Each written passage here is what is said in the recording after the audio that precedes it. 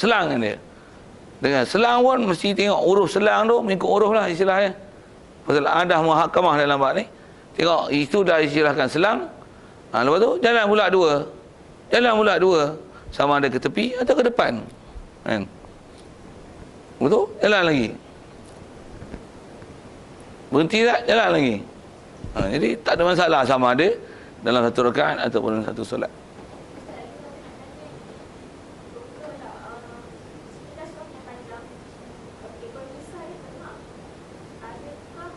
Pemisah yang kosong tu. Okey. Adakah orang yang belah kanan nak belah sah yang belah kanan ni sah yang panjang, pemisah dan tengah. Yang kanan nak ke kiri ke yang kiri nak ke kanan? Dia kaedah nak merapatkan sah ni ke imam. Ke imam. Jadi kosong mana imam.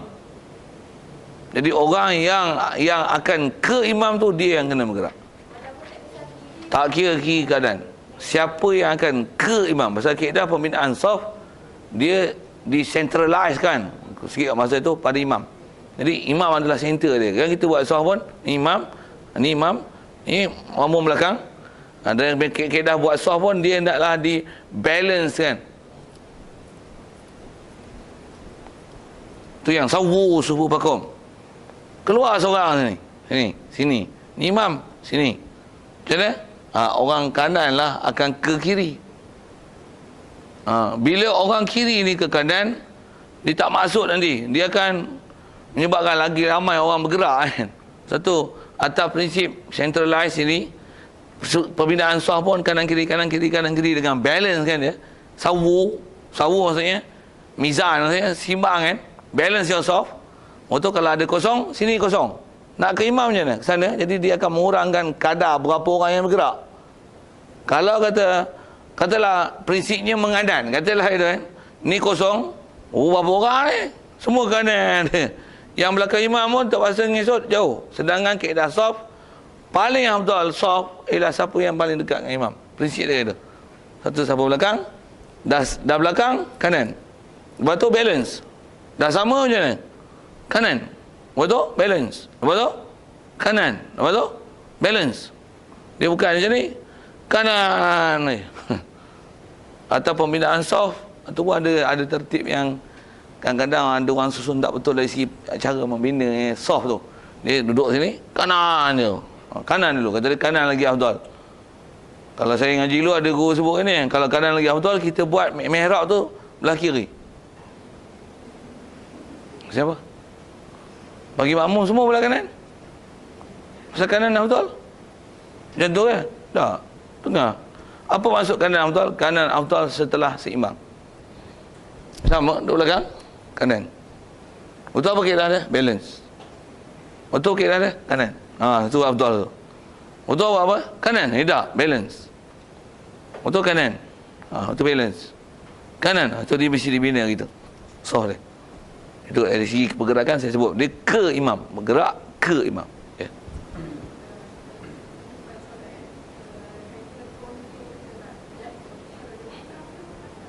Itulah. Dia kena ambil kira lah dari segi pergerakan dengan ada nama 3 tu. Tangan kaki satu hai, tangan satu hai. Katalah dengan takut, biasa kadang-kadang yang selalunya orang perempuan pakai telekong dia labuh kan. Bila nak bergerak tu terpaksa pegang lagi berjalan elok kain pula londe kan. Katalah itu. Jadi pegang satu sudut. Okey, pegang dah stay yang tu, tekan londe lepas tu baru jalan. Jadi pegang tu ada pasil selesai lah. Untuk jalan lah. 1 2. 1 2. Katalah kita. Jadi maksudnya pergerakan tangan adalah yang perlu diambil perhatian dan diambil kira. Jika dia berlaku serentak dengan langkah itu, dia akan berturut-turut tu akan dijumlah pada dia. Jika diasingkan, asing lah. Jadi atas kata perbuatan, dia dikira perbuatan. Cuma nak cerdik pergerakan tu, pasti asingkan dia daripada berlaku sekali tu. Kalau berlaku sekali, tu yang jadi masalah. Pasal dia akan dijumlahkan untuk atas nama pergerakan banyak.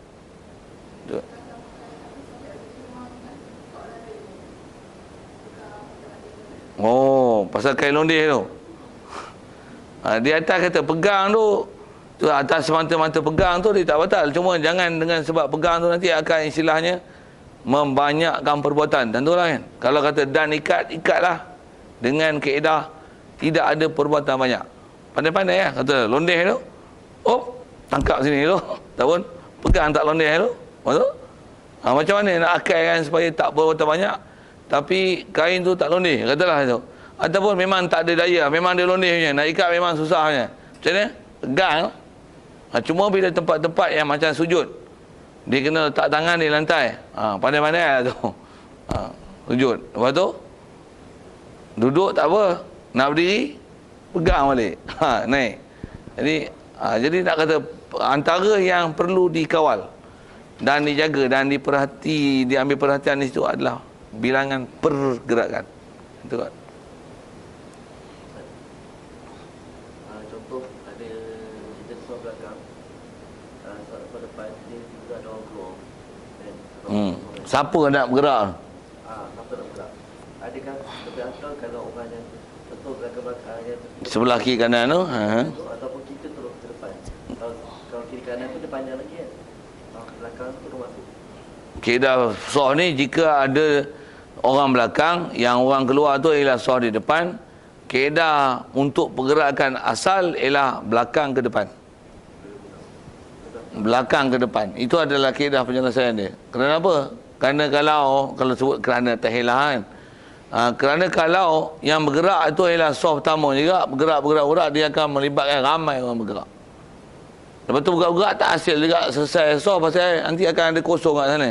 Itu pakai bergerak lagi. Kalau ikut kaedahnya bukan itu. Melainkan jika orang belakang ni cuai, dia tak gerak, ataupun yang belakang tu dia bodoh dia tak mengaji elok-elok, nak bergerak dia tak pandai, itu kosong. Itu macam mana? Kita rapat je lah, pasal kita nak supaya nak dapatkan fadilat. Jangan ada istilah terenggang soft itu. Dah dicuai kan, rapatlah. Tapi asal kaedah sepatutnya orang belakang isi ke depan. Untuk orang belakang pula isi ke depan. Orang belakang isi ke depan. Orang yang soft akhir sekali nanti, hatu saja yang akan bergerak ke kiri atau kanan dengan menuju ke imam. Itu prinsip mengisi soft. Dua-dua bergerak. Tu keutamaan kalau ikut, mesti prioriti besar diberi pada orang belakang. Jadi kalau katalah orang keluar sebelah kita, istilahnya jeling lah kan, takkan warak atau mana langsung tak perhati langsung orang tepi kan, bufi pasal itu. Pasal sembahyang tu anak warak punya pasal lah.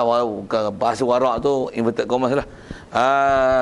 Takkan tak perhati langsung orang tepi. Jadi tengok orang bergerak, kita pun dah bagi masa, sepatutnya dengan masa tu dia dah bergerak dah. Kalau dia reti, tengok macam tak reti je macam tak faham je, macam mana gerak lah kita. Dan macam mana pun tak bila bergerak, adakah orang yang ni kena follow? Tengok tu, orang ni bergerak, boleh jadi hak belakang tadi hak tu bodoh, yang sebelah dia tu pandai. Bila kita bergerak, katalah orang tu bergerak, kita adalah orang yang kosong sekarang, ada tak orang yang belakang kita tu dia bergerak? Kena perhati tunggu sekejap. Kalau orang yang tu tak ada apa-apa tindakan, bergeraklah kita. Jadi atas sebut kata dua-dua bergerak ni, keutamaan taklah diberi pada orang belakang. Katalah bila kita bergerak, tengok orang belakang baru bergerak, apa kaedah dia? Unduhlah balik. Unduhlah balik. Pasal kalau ikut yang keutamaan kat dia. Adakah membatalkan solat jika seseorang tu berniat nak melakukan sesuatu perkara yang luar daripada perbuatan solat? Contoh, mic jatuh, mic tu Cabut. mic cabut kan. Jadinya dia terniat lepas perbuatan ni dia nak ambil mic tu, nak letak pakai balik. Tapi kadang-kadang pergerakan tu terbatal lah, kurang daripada 3. Dia tadi dia ada niat, dia nak ambil ni. Dia apa-apa niatnya tu, dia tak membatalkan solat. Pasal itu bukan istilah niat membatalkan solat. Itu niat nak ambil mikrofon dalam solat. Niat nak ambil mikrofon dalam solat tak membatalkan solat. Sebab kalau ikut tarikh solat kan, Okey. melakukan semua membuka dengan takbiratul ihram, Tutup dengan salam kan, salam, betul? dengan apa, Bisyarah itu makhsusah tu. Betul? turut. Lepas tu apa nama, kiranya yang nak masuk ni perbuatan dalam solat, luar daripada perbuatan dalam solat, semua tak solat tu. Ya, diharamkan selama-lama tak 3 lah. Selama-lama jika 3 ataupun lebih. Jadi kalau kurang, haram tu tidak. Atau nama membatal tu tidak. Dia jadi istilah haram tu tidak harus bergerak. Jadi atas kata memang ta'rif solat ila aqwalun af'alun muftatahatun bitakbir, muftatamatun bitaslim, bi syaraitu makhsusah itu. Jadi kalau mana-mana yang bukan aqwal dan af'al dalam bab solat, dia tak masuk dalam perbuatan solat. Tapi atas kata adakah dia haram? Tidak. Pasal haram tu jika 3 perbuatan 3 yang boleh mubtilat itu haram.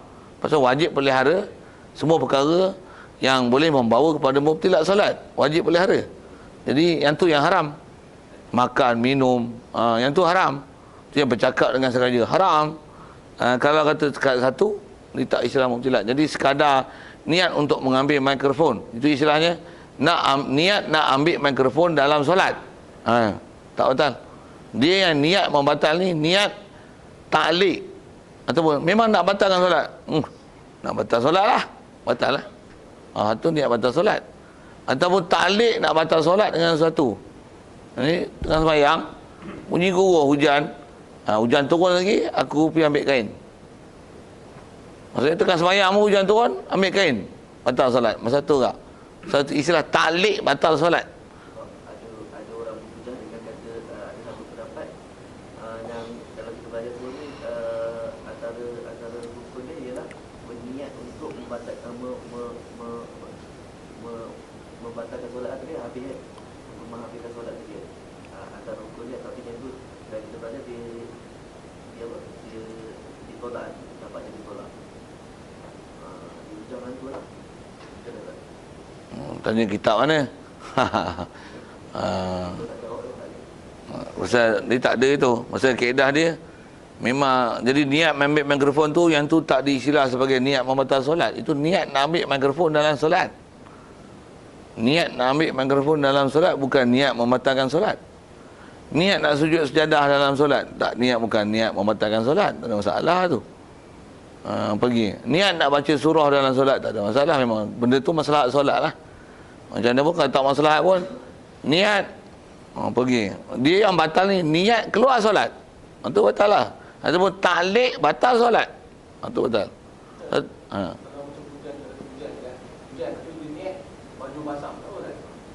Niat baju basah, biar itu bukan niat nak batal solat. Dia bukan niat istilah tu. Bukan niat. Dia istilahnya dia tahasur bil hujan kan. Okey. Apa yang sebut bahasa Melayu tu? Maksudnya tengah bila hujan turun, habislah baju aku. Itu macam lah kan. Dia bukan niat nak pergi ambil tau. Yang tu tak ada apa, itu bukan niat batal solat. Pergi ambil memang batal. Niat pergi ambil tu yang kalau dia ta'liq pun batal lah, bukan nanti hujan. Kalau hujan turun aku pergi ambil kain. Pergi ambil kain tu maksudnya bagi batal sembahyang lah, batal. Kalau memang pergi ambil, kalau hujan turun aku batal solat, memang batal. Kalau hujan turun aku ambil kain. Apa maksud ambil kain? Batal solat, batal lah tu. Tu batal. Tapi kalau hujan turun lagi, basahlah baju aku. Dia bukan niat keluar solat. Dia nak menunjukkan akibat. Hujan turun, basahlah baju aku, baru je basuh tu. Nak kering lah tu. Basuhlah, kena spin pula. Cuma batal tidak, tapi hukum sembahyang lalai. Larang lah tu. Niat pergi ambil batal. Pasal dia istilah nak membatalkan solat. Batal masa tu tak? Bukan nanti ada benda hujan tu. Berdosa. Pasal kalau dia sembahyang fardu memang dosa. Pasal sembahyang fardu dia tak boleh dibatalkan dengan macam tu. Dia tak boleh sengaja batalkan solat. Dari sembahyang batal dan berdosa besar. Wajib taubat, jangan buat benda tu lagi. Kalau sembahyang tu sunat memang batal, tapi sunat dia tak ada dosa. Macam mana pun dosa dia ajar membatalkan ibadat yang kita sedang buat. Dia macam mana pun dari sisi sembahyang sunat ada keharusan nak membatalkan, dia tak berdosa. Okey.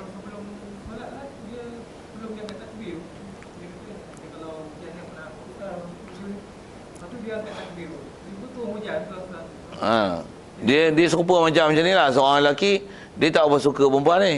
Dia kata, aku menikah tu, aku menikah je, aku cerai dia, talak 3 terus katanya. Betul dia pun kahwin. Betul? Jatuh salah. Siapa? Masa dia tu, dia belum suami lagi. Saja kias ke sana pasang sana sikit kan. Yang ni tak sembahyang lagi, dah tak alik siap dah. Tak sembahyang lagi, biar tak ada masalah apa.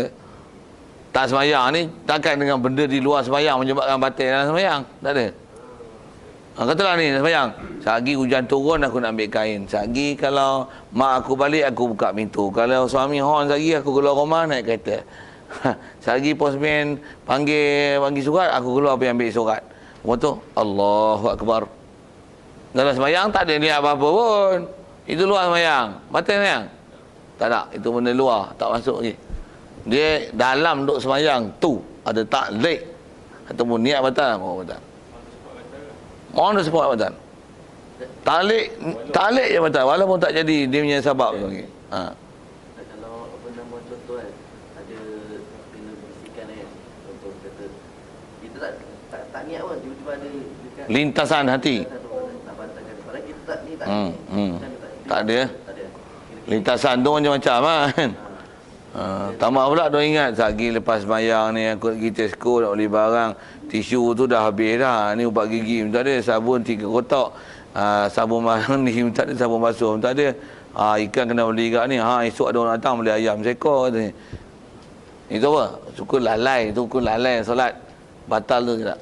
Ya, kalau seseorang tu dia jadi begitu dia berniat balik kan? Berniat balik macam mana? Kira niat balik ada hati macam tu sebab pada lalai tadi tu. Tak payah niat balik lah. Jadi hapuskan apa yang hayalan tu. Istilah kalau saya ngaji guru sebut tarik balik lah dia kita masuk dalam solat. Dia memang istilah akan berlaku tarik menarik antara kita dengan nafsu kita dalam sembahyang tu, fikiran kita, hayalan kita, imajinisasi kita dalam sembahyang memang dia hayal macam-macam. Tarik tu maksudnya sedarkan balik. Tu majazi tu. Yelah, nak tarik tu macam mana kita nak tarik tu. Macam mana nak ajar tu. Sedarkanlah dia ni. Ni lalai ni.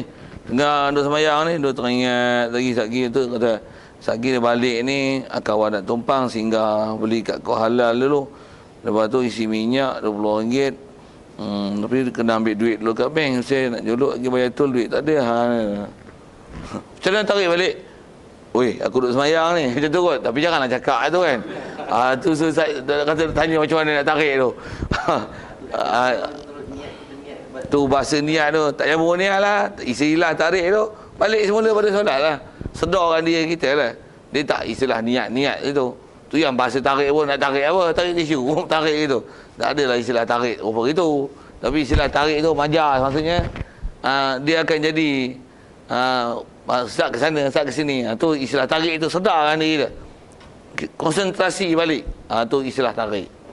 Betul ke?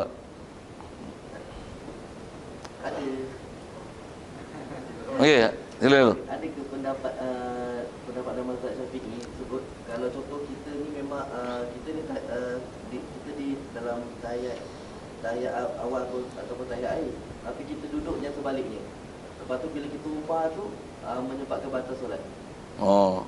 Mengubahkan posisi duduk dalam solat kan, daripada iftirash pada tabarruk pada iftirash. Di dobit dia tengok pergerakan tu lah. Kalau kita sembahyang dalam keadaan berdiri, faham daripada pergerakan yang setakat itu, dia tak membatalkan solat. Masa dia angkat, selak lagi. 2 je lah. Tu turun tu aplikasi. Faham tu dia tabik.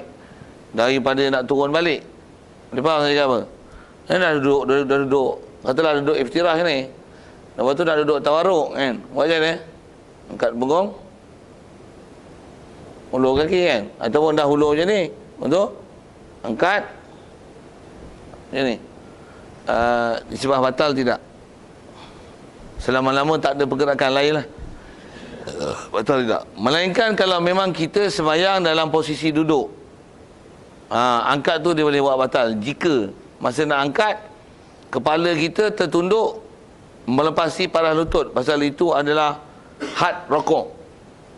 Bila had rokok, dia batal solat. Pasal dia istilah dah bergerak kepada had rokok. Waktu batal. Kalau sembahyang duduk, maksudnya kita sembahyang kiam tu kita tak kiam tapi duduk. Dia boleh membatalkan. Pasal ubah itu adalah dia akan menyebabkan pergerakan sampai pada had rokok dalam keadaan duduk. Yang tu saja kot yang boleh batal. Macam mana pun kalau tengok dari segi kata perkara tu kadang-kadang buat masalah, dah terduduk iftirash, biar je. Pasal takut nanti tak kena gayanya boleh batal, biar je. Cuma tak dapat kaifiat duduk yang sunat, itu saja, biar kan. Ya, kalau kata pasal kadang-kadang memang dia terlajak kan, apa kaedahnya, biar kan, biar kan. Pasal dia bukan benda rukun.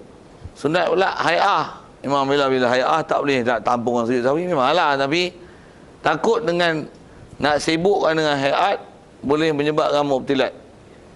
Itu kot. Ya.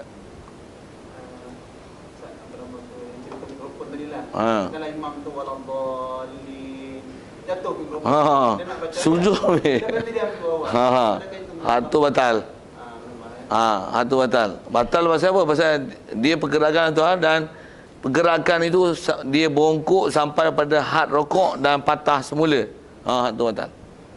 Satu kalau soalan yang sama, tengah berdiri, kaki gatal. Dia tak boleh bengkok badan. Kat tapak kaki, kat buku lali. Selalu kalau maghrib nyamuk situ ada gigit kan. Musim nyamuk tu lah gedik-gedik kaki kan. Apa kaedah dia kalau nak buat juga? Bengkok kaki sebelah, naikkan ke atas. Orang panggil apa? Bukan jengkit. Apa panggil kaki? Kalau main sepak takraw, ambil bola belakang ni apa? Badik. Badik kaki. Okey. Badik. Ada orang tak faham lah, tanya lain apa badik tu. Jadi kepak kaki kau belakang, lepas tu garu ke apa ke, tu pun kena pelihara berturut-turut 3. Betul lah. Kalau tunduk, badan bergerak, dia akan istilahnya turun kepada had rokok. Tapi kalau kaki naik, dia tak istilah had rokok. Cuma kaki angkat 1, tangan pergi letak 2. Bagi stay Zat, tak mau pegang, garu. Yang ni anggota kecil. Kena kodik lah dari segi pergerakan. Kalau mikrofon tadi celup kaki tu angkat. Okey. Kaki pandai kepit kan. Langkah, kepit, lepas tu boleh lontar sekali. Kawan teller main takraw. Cerita biar awak lama itulah. Dia boleh lambung, dia boleh kepit. Kat rumah pun biasa itu. Kain kalau jatuh tepi atas lantai kat rumah, sambil lalu je, dia tak payah pergi tunduk, dia balik belakang, tak mau depan. Kepitkan kaki je. Jadi Tok Imam pun mikrofon kat depan, jatuh, dia pun angkat kaki. Betul? Cekap Tok Imam ni. Dari segi batal tu tidak. Jadi tak jadi yang tanya saya. Rukun sembahyang berdiri tu dia tak perlu, dia tak syarat dia berdiri dengan betul kan? Macam mana masuk tu? Betul kalau berdiri. Ni berdiri kan. Biasa dia macam ni, tapi dia diri. Kaki tengik. Itu bahasa tu tak cantik juga, tak berdiri dengan betul. Ada syarat. Okey. Syarat. Istilah berdiri betul tu maksudnya dia memang berdiri dan masih dalam tarikh berdiri. Tu maksudnya berdiri betul. Berdiri yang betul-betul, yang cantik, dia akan dapat martabat sunat lah. Tapi berdiri memang rukun. Dan berdiri ni selagi nama berdiri. Itu maksud berdiri betul.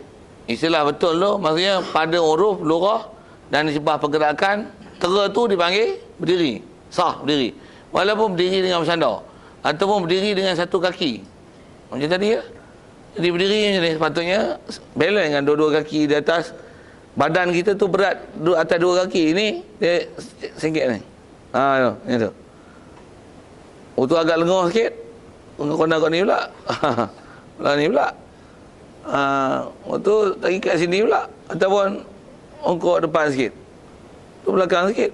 Selagi dalam statusnya berdiri, dia masih hukum berdiri lah. Istilah berdiri betul tu maksudnya masih pada huruf diistilahkan berdiri. Tapi kalau dia bongkok, itu dah bongkok pun sampai had rokok, sekurang-kurang rokok kita sebut itu, Yang tu dah tak berdiri. Tu berdiri tarap betul sebenarnya. Nah, istilah berdiri tak betul, dia tak dihukumkan berdiri setara itu. Tu tak sah berdiri. Kalau badan bila memang gitu tak apa. Melainkan orang dah bongkok, tambah bongkok, bukan bongkok sabut, bongkok udang. Tak faham bahasa Melayu tu tanya lain lah. Bongkok sabut, bongkok udang. Bongkok udang apa? Bongkok 3, bongkok sabut, bongkok sikit kan. Bongkok ni badan je ni. Dia jalan bongkok itu. Ni bongkok sabut. Bongkok udang dah macam ni lah. Jalan pun macam tu. Ada orang yang macam tu. Jadi kalau itu adalah hak berdirinya hak tu lah. Bila pergerakan berdiri yang sembahyang jenis menghayang kan. Pergerakan juga kan macam ni. Dia pergerakan juga kan. Ya, kalau ikut kaedahnya dia ayun ke tepi, ke tengah, sentralkan balik. Satu. Pasal kaedah kira memang saya nak tunjuk itu. Pasal tak tunjuk lagi tak. Satu dikira satu. Jadi kalau pusing, ni bahaya tu. Pasal kalau katalah macam ni, betul? Dua tu. Pasal kaedah pergerakan kan nak sebut. Pergerakan ni kalau tangan depan jauh macam mana pun pergi balik satu. Walaupun sejauh ini, walaupun setakat ni. Satu. Walaupun macam ni. Satu. Dua. Walaupun takat tu. Pasal apa? Satu. Dua. Siap. Banyak sikit satu hal. Tapi bila dia lah anggota besar, satu. Dua. Siang. Dua pasal dua tangan ni. Macam ni. Dua. Okey. Kalau macam ni, bila ada ke belakang, dia satu lagi. Satu, ni dua. Macam ni macam mana? Dua. Pasal apa? Ni satu, sampai sini masih satu. Lepas sini, dua. Saya ngaji Tok Guru cara kira disebut macam tu lah. Pasal mana melepasi daripada had biasanya. Okey. Selalunya dia akan jadi masalah dalam masalah banyak tu. Jadi kalau masalah pergerakan tunggang tuai hayang tu, kalau dia belakang, depan, satu. Depan, belakang, satu. Tapi kalau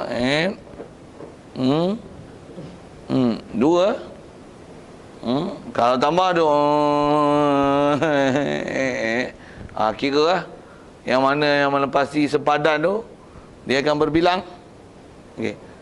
Satu, kalau kaedah tangan tu, khususnya kita ada sebut itu dalam bab intidal lah kan.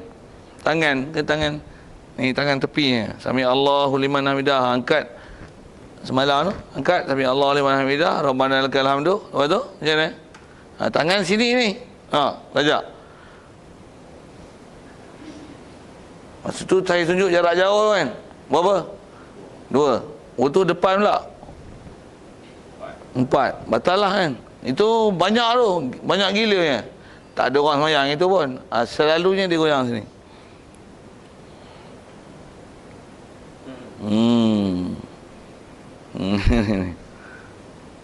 Yang tu yang jadi banyak. Patutnya sepadan dia sini. Tengah. Macam ni satu. Macam ni. Satu lah. Dua. Empat. Kalau sembahyang skru langgar, out. 2, 4, 6, 8, 10, 12, 14, 16. Lepas tu nak turun, selak lagi. Habis. Itu nak sebut tang sepadan tu. Sepadan. Satu diam kan di tepi. Allah sami Allah liman hamidah. Tak ni berhenti. Setengah orang tangkap tu kan. Sami Allah liman hamidah. Bunyi kruk-klak semayang. Masa dia letak tepi tu. Macam mana pun letak tepi kan. Sini bagus lah. Tu. Masa tu skru longgar balik. Astagfirullah. Pasal istilah selalunya kalau pengalaman lah tengok tak mengaji sebenarnya punca tu. Pasal tanya je lo, ngaji kat mana? Siapa tu guru kau masa belajar tu? Ada tak kursus solat? Tak pun. Belajar kat mana? Memang berani katalah tak ramai yang tak belajar. Ramai yang tak belajar. Kalau imam mengatur itu makmum bersih ya. Kalau orang yang nombor sembahyang sama Allah kemudian makmum Terdengar tu dia pun naik. dia pun naik limit bah. Dia pun balik itu jadi stay. Yang tu peraturan berjemaah tu. Kaedah makmum ni, bila dia tersilap sangka perbuatan imam, dia dah buat. Dia atas silap sangka macam-macam faktor lah. Antaranya, sambil Allah Maha Hamidah, lepas pada rukuk tu, sangkanya suara imam. Tengok orang makmum yang suara kuat, ada gangguan itu kan. Dia yang sambil Allah Maha Hamidah dulu. Allah Akbar. Jadi kaedah dia, wajib makmum yang tersilap sangka tu, rukuk balik semula, muafakat dengan imam. Pasal kaedah makmum, mana-mana makmum yang terlajak, tersilap sangka, ataupun tersalah sangka, ataupun tercampur dengan suara makmum yang lain, dengan sebab tu dia bergerak mendahului imam, sedangkan imam tak bergerak lagi daripada tempat asalnya, wajib dia patah semula kepada tempat yang dia sepatutnya berada. Wajib patah semula. Itu peraturan makmum tu. Asal bicara kita perbuatan banyak lah. Baik, amalul qalil fala tabtulus salatu bih. Adapun perbuatan banyak maka tak batal oleh sembahyang dengannya. Siap. Apa sebut tu? Selesai. Wal hadasul asgharu wal akbaru. Dan antara perkara membatalkan solat adalah hadas asghar wa akbar. Ialah hadas kecil dan hadas besar. Berlaku hadas kecil, hadas besar dan sembahyang batal. Istilah hadas kecil, hadas besar ni, keluar sesuatu daripada sabi lain. Umum kita sebut itulah, macam mana kita belajar waktu arah dulu. Ada sesuatu keluar, sama ada pepejal, cecair, gas. Keluar daripada sabi lain. Sabi lain tu, hadis sabi lain tu kubul, dubur. Apa-apa yang istilah kubul, sama ada lubang kencing ke, lubang haid ke, istilahnya kubul, dubur lah. Itu istilah kubul, dubur. Apa-apa syait keluar, sama ada tiang pepejal, cecair, gas, dia mubtilat. Satu selalunya kalau pengalaman saya ngajar ni, orang perempuan selalu ditanya keluar angin kotor lah. Kotor tu inverted commas lah, dia maklum lah. Kadang waktu dia rokok tu sujud, duduk antara dua sujud je, dia bukan keluar kok dubur, tapi kok tu, kok keluar haid tu, keluar angin, macam mana? Termasuk dalam mubtilat. Pasal itu bukan saya ada sebut istilah tu. Kalau kat kita sabi lain dua je, kubul dubur kalau orang lelaki. Tapi orang perempuan dia dubur ialah dubur, tapi kubul tu adalah lubang kecil, itu adalah kubul, dan lubang haid itu juga adalah istilahnya kubul. Itu adalah lubang kubul. Pasal mana kubul tu daripada qabala, kiblah. Maksudnya benda yang berdepan, lubang yang belah depan. Itu istilahnya kubul. Jadi istilahnya termasuk dalam jumlah sabi lain.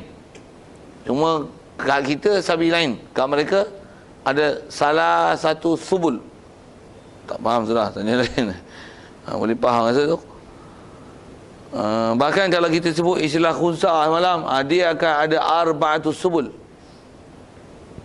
Dia akan ada arba'ah subul. Maksudnya apa? Dubur, kubul mar'ah punya tu, lubang kencing dia, dan daging yang atas lubang kencing tu akan membesar. Situ ada satu lubang lagi. Untuk keluar kencing yang tu membesar sebagai alat lelaki. Kalau dia aktif dan berfungsi, ada lubang di situ, keluar air kencing situ.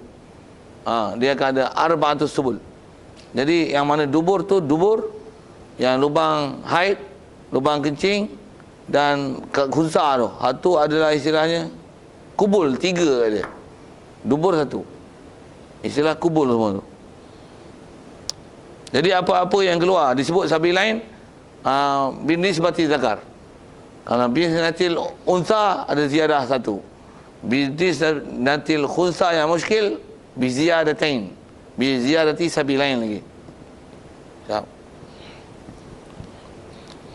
Jadi apa-apa keluar macam tu, istilahnya hadas kecil, batal solat. Begitu juga akbar lah. Kalau kecil batal, besar dia istilahnya batal, bapak batal lah solat. Cuma kalau ikut yang batal adalah solat, tapi tak batal wudu. Kalau hadas tu ialah hadas keluar mani. Pasal keluar mani dia tak membatalkan wudu.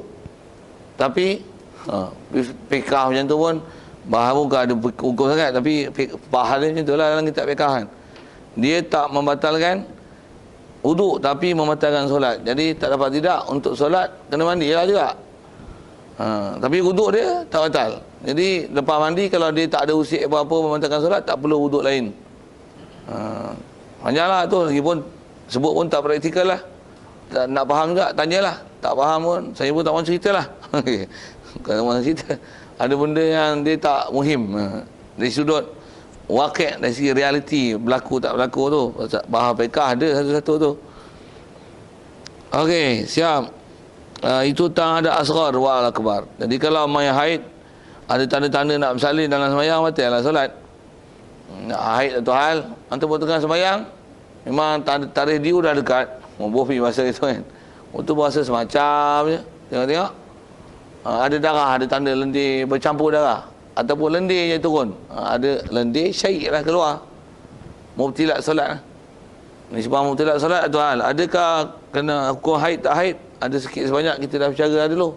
Kalau orang perempuan nak bersalin, kalau keluar air, keluar lendir yang tiada bersama dia darah, tu bukan haid. Nak tanggung haid tak boleh, pasal orang perempuan hamil atau pendapat yang asah, jika keluar darah cukup syarat 24 jam ataupun lebih, dia adalah haid. Tapi kalau yang keluar tu adalah lendir ataupun air, ataupun istilah turun tanda yang tiada darah di situ, kalau nisbah tengah sembahyang dia mubtilat, tapi itu tidak mencegah solat dia, pasal dia hanya tertegah solat jika ada darah. Kalau tak ada apa-apa tanda darah, maka tak menegahkan solat. Kalau ada tanda darah, sah untuk ihtimalkan dia ada haid. Pasal perempuan hamil, darah yang keluar adalah haid mengikut kaul muktamad. Allahumma salli ala sayyidina. Jadi kalau kata tak ada tanda darah, dia tak menegak solat, cuma hukum dia macam istihadah. Lendir-lendir yang keluar tu, masuk waktu dia kena basuh, sumbat jawad, lepas tu solat. Solat sikit ke hukum tu. Asal bicara kita tengah sembahyang, datang hadas kecil hadas besar, batal. Solat tu batal. Begitu juga wa hudusin najasati, dan baru datang najis. Hudus najasah maksudnya baru jadi najis. Awal sembahyang tak ada najis, tengah sembahyang ada najasah yang ternisbah ke kita. Jadi faham najasah tu, ada najis datang lah, ada najis yang warid ke kita. Sama ada najis tu najis cicak ataupun apa seumpama najis datang. Allah SWT. Jadi baru datang tu batal. Tengah sembahyang sayap ke katu. Sayap ke katu dalam kaedah fiqh kita dia adalah najis. Kalau tertanggal daripada kekatu tu, kekatu tu mati dalam poket, najis. Tengah sembahyang kekatu banyak, tindih kekatu, najis. Itu istilah hudus najasah. Dia jalan gerak tak ada apa lagi. Tengah sembahyang dia masuk poket, dia gerak, dia tanggalkan sayap dia dalam poket, batal salat. Satu istilah najis. Itulah umum malu apa ada sebut kes itu kan. Kalau tak sampai tahap tak boleh nak pelihara, kalau nisbah batal, cuci buang balik apa sayap-sayap ke katu tu. Jadi wuduk tak batal, jadi buang sayap tu sembahyang lain. Ataupun dah sembahyang baru tahu, tengok kat kaki ada sayap ke katu, kat kaki ada sayap cicak, kat kaki ada istilahnya najis lah. Ada, kalau ada najis, ada semut, ada bangkai semut, hak tu membatalkan solat, dan memang boleh tanggung berlaku tu dalam solat, dia mubtilat.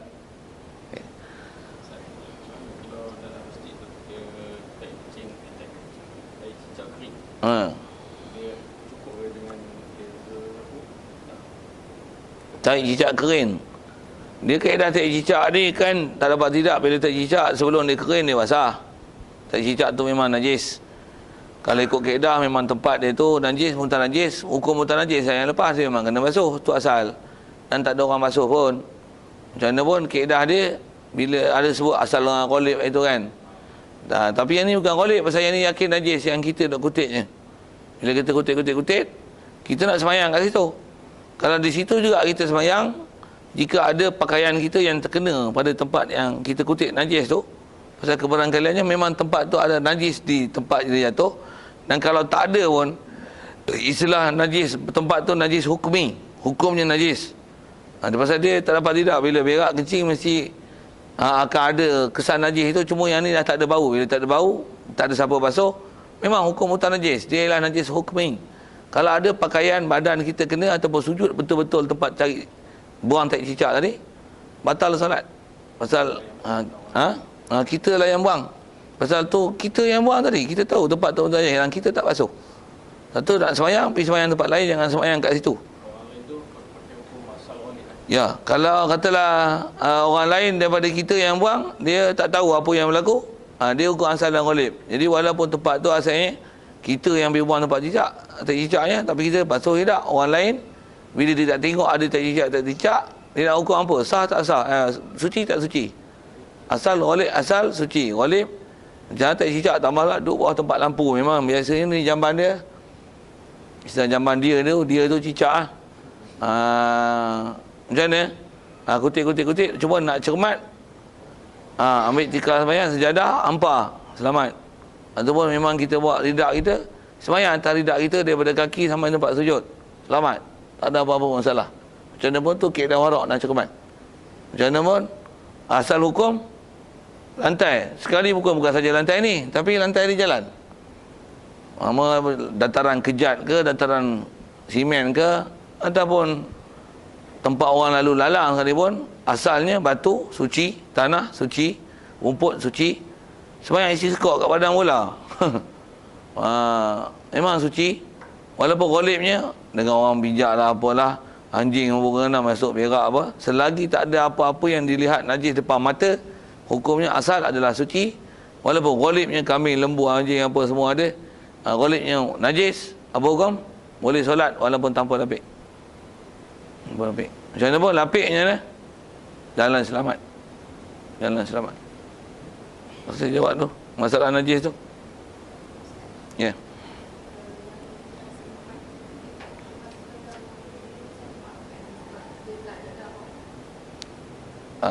Semut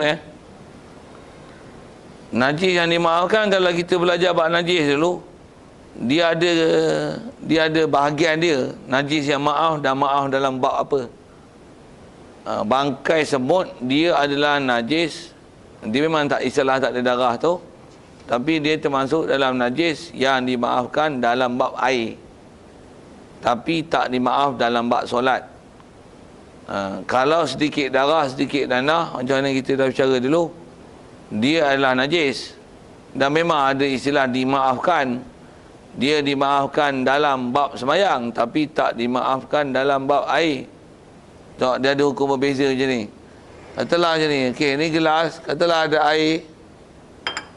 Ada air, masuk semut, mati. Najis tak air? Tak. Buang semut, minum air. Tapi jangan silap faham macam ni pula. Apa dia? Najis masuk, memang tak najis air. Dia telan dengan semut-semut sekali. Bismillah. Tak, yang tak najis tu air. Bukan semut tu halal dimakan. Yang tak najis tu, dia semut, bangkai tu tak menajiskan air. Tapi semut, dia tak termasuk dalam binatang yang boleh dimakan. Memang tak boleh makan. Buang semut tu. Nak mampu cepat makan. Sikit bahasa itulah kan. Okey, itu dalam bab air. Tengok darah tak? Kita ada jerawat. Ni air ni, picit.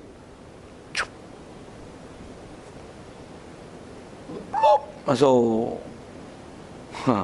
Soal. Darah tak? Sikit tak? Najis tak? Kenapa najis pula? Bukan dimaafkan sedikit darah. Tak maaf dalam bab air. Walaupun tak berubah rupa bau dan warna. Dengan sebab mungkin darah sikit ataupun dia darah, bukan darah pun. Nasi buah pihak, punat. Punat jerawat tu. Kan. Ataupun saja pergi picit. Kan. Jawab batu lah tu, buah pil lah tu. Bagi contoh kelakar-kelakar sikit tu. Najis. Najis. Pasal sedikit, walaupun sedikit darah, sedikit nanah, walaupun tai cicak sikit. Tai cicak, saya dah sebut 3 sekali lah tu. Tai cicak, pluk, kita ambil tai cicak, buang. Najis tak? Najis juga kan? Syafiq kita najis tu. Selesai, faham, pandai, bagus. Okey, semayang. Picit jerawat. Picit, darah duk keluar lagi, kita pun semayang. Allahu Akbar. Semayang. Bila lepas semayang, tengok rasa macam keras kat sini. Rupanya darah yang keluar tu ada lagi. Dan keras sikit kat situ lah. Dan keras. Darah jerawat picit dia lah. Soal, batal semayang? Tak batal. Siapa? Sedikit darah dalam semayang. Air najis. Semayang tak batal. Semayang tak batal.